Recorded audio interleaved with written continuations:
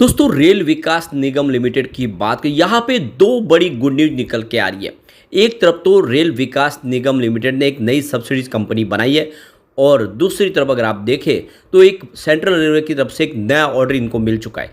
तो यहाँ पे इन सारी बातों को जानने की कोशिश करेंगे और क्या इस लेवल पे आरवीएनएल में इन्वेस्टमेंट किया जा सकता है, जानने की कोशिश करेंगे इस वीडियो के माध्यम से।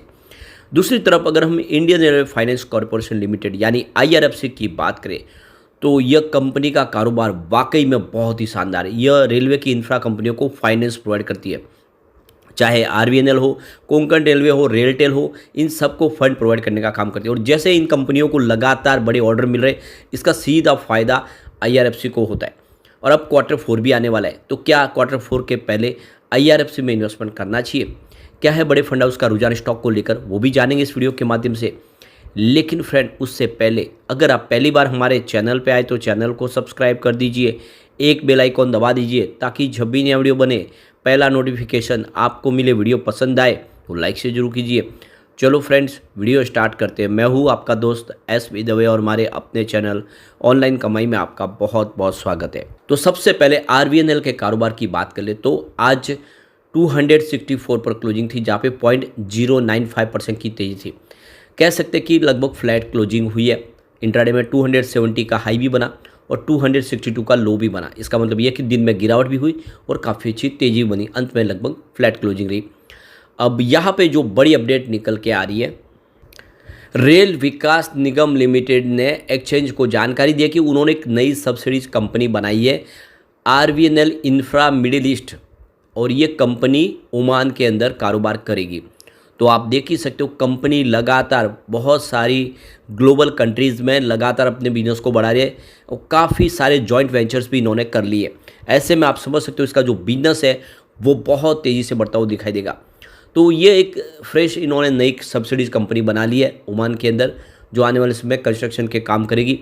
कंपनी इलेक्ट्रिसिटी के बहुत सारे प्रोजेक्ट भी करते, चाहे 11 केवी लाइन बिछाने का काम हो, और जो सबसे बड़ी बात है मेट्रो के प्रोजेक्ट। इंडिया के अंदर जितने मेट्रो के प्रोजेक्ट है वो सारे के सारे प्रोजेक्ट आप देख सकते हो कि आरवीएनएल के पास है, चाहे सूरत मेट्रो हो, अहमदाबाद मेट्रो हो, मुंबई मेट्रो हो, या फिर और कई जितने मेट्रो के प्रोजेक्ट कंपनी के पास ही आ रहे। और इसके अलावा कंपनी वंदे भारत ट्रेन भी बना रही है और बहुत सारे ब्रिज का निर्माण करती है कंपनी। काफ़ी बड़े बड़े प्रोजेक्ट कंपनी कर रही है। और क्या ऐसे में इस लेवल पे खरीदारी करी तो बिल्कुल अगर आप लॉन्ग टर्म इन्वेस्टर तो ये बहुत अच्छा मौका है कि आप इस स्टॉक में खरीदारी करके बने रहे। अब यहाँ पे एक बड़ी अपडेट और निकल के आ रही है। तो यहाँ पे रेल विकास निगम लिमिटेड ने जो एक्सचेंज को जानकारी दी है कि उनको एक LOA प्राप्त हुआ है सेंट्रल रेलवे की तरफ से, जिसमें आप देखो सिग्नलिंग टेलीकम्युनिकेशन वर्क करना है। तो ये ऑटोमेटिक ब्लॉक सिग्नलिंग सिस्टम इनको लगा के देना है। यह है खापरी सेवाग्राम सेक्शन नागपुर डिवीजन के अंदर। तो इस काम का पूरा जो पीरियड है यानी 12 महीने में इस काम को कंप्लीट करके देना है।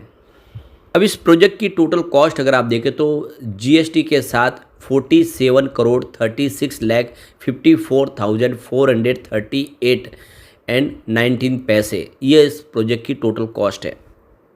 तो आप देख ही सकते हो कि काफ़ी बड़ा प्रोजेक्ट है जो आने वाले समय में आरवीएनएल करते हुए दिखाई देगी। तो यह एक नवरत्न कंपनी बन चुकी है, जो इसके पहले मिनी रत्न का दर्जा इसको हासिल था, जिससे ये आसानी से नए प्रोजेक्ट कर पाती है सरकार की बिना परमिशन के। और आप देख सकते हो कि इसने प्राइस तो काफ़ी ज़बरदस्त बढ़ा दी है, लेकिन अभी भी इसमें बहुत सारा पोटेंशियल है कि आने वाले समय ये 4 डिजिट में भी जा सकता है। सर लॉन्ग टर्म इन्वेस्टर के लिए बहुत अच्छा मौका है कि आरवीएनएल में इन्वेस्टमेंट कर लिया जाए। अब Q4 भी आने वाला, बेहतर Q4 की उम्मीद है। उसके बाद एक और अच्छा बड़ा फ्रेश ट्रिगर इसको मिल सकता है। अब चलते हैं आईआरएफसी की तरफ। 148 पर आज क्लोजिंग थी, 0.24% की तेजी देखने को मिली।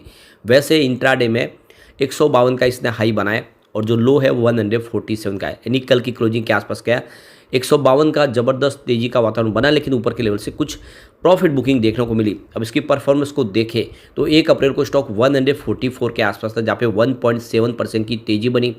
2 अप्रैल की बात करें तो 146 के आसपास स्टॉक आया, जहाँ पे 0.9% की फिर से तेजी बनी। 3 अप्रैल को स्टॉक के अंदर गिरावट हुई, स्टॉक 145 के आसपास आया 0.5% की गिरावट के साथ।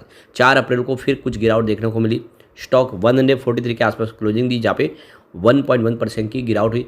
लेकिन 5 अप्रैल को स्टॉक ने काफ़ी शानदार प्रदर्शन किया, 147 के आसपास क्लोजिंग रही, जहाँ पे 2.9% की तेजी देखने को मिली। तो पिछले 2 ट्रेडिंग सेशन से फिर से पॉजिटिव क्लोजिंग शुरू हो चुकी है। अब यहाँ पे जो बड़ी अपडेट निकल के आ रही है, IRFC और RVNL ये दो रेलवे के जो PSU स्टॉक है, क्या उन्होंने FD से शानदार रिटर्न दिया है, जो सरकारी बैंकों से क्या अच्छा रिटर्न डिविडेंड के माध्यम से दिया है। तो देख सकते हो इनका जो डिविडेंड है वो बहुत ही बेहतर है, चाहे IRFC हो या RVNL, दोनों ने बहुत ही बेहतर डिविडेंड दिया है।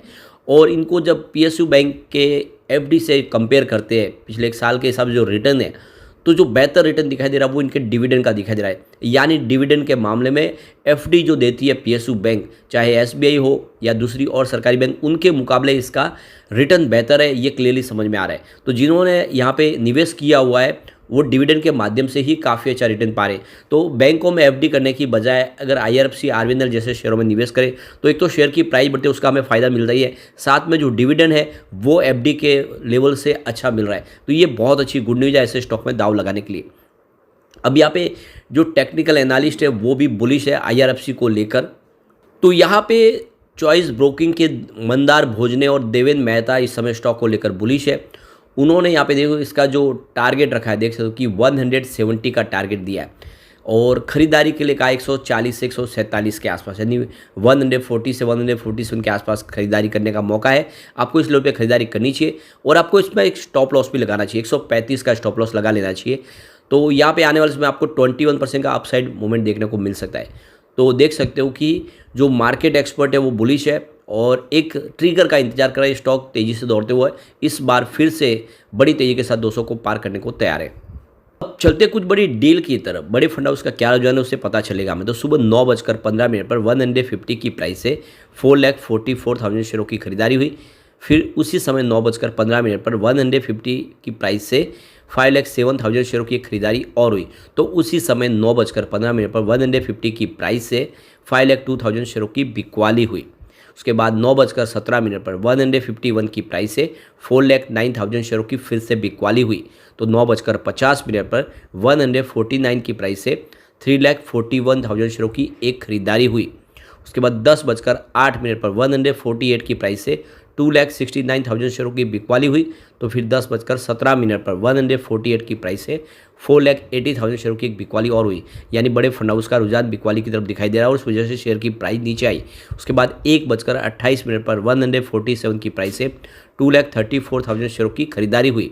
उसके बाद 3:20 पर 147 की प्राइस से 1,62,000 शेयरों की खरीदारी और हुई। तो ये आप देख सकते हो कि बाजार क्लोज होने के समय कुछ खरीदारी हुई जिसकी वजह से थोड़ी सी प्राइस रिकवर हुई। अब यहाँ पे ये जो डील है ये हमें एक सिग्नल देते हैं कि किस तरफ का माहौल बनेगा आगे। अगर बड़े फंड हाउस जम के खरीदारी करें तो आप समझ ही सकते हो कि शेयर की प्राइस बढ़ सकती है और अगर उनकी बिकवाली का दबाव देख रहा है, उनकी तरफ से अगर बिकवाली लगातार जारी तो स्टॉक में बड़ी गिरावट हो सकती है और इसीलिए हमें बड़े फंड हाउस का रुझान जानना जरूरी है स्टॉक के अंदर बने रहने के लिए।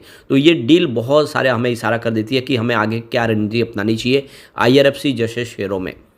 अब एक बार हम इसके पिवट लेवल को भी चेक कर ले तो यहाँ से अगर गिरावट होती है तो 143 का पहला सपोर्ट है, ये सपोर्ट टूटा तो 140 तक स्टॉक जाता हुआ दिखाई दे सकता है। अब 140 के स्तर को तोड़ा तो तीसरा सपोर्ट 137 के आसपास है, यानी यहाँ से गिरावट बढ़ सकती है अगर ऐसा हो जाता है 140 को तोड़ता है तो। पॉजिटिव माहौल बना तो 150 का फर्स्ट रेजिस्टेंस है, वैसे यह इंट्राडे में ब्रेक हुआ है। सेकेंड रेजिस्टेंस 153 के आसपास है, इसको पार करते ही अगर आप देख सकते हो कि तीसरा जो रेजिस्टेंस निकल के आ रहा है वो 157 के आसपास है, यानी स्टॉक फिर से 160 के आसपास जाता हुआ दिखाई दे सकता है। ऐसे में लॉन्ग टर्म इन्वेस्टर IRFC में निवेश करें, ये बहुत ही मजबूत फंडामेंटली कंपनी है।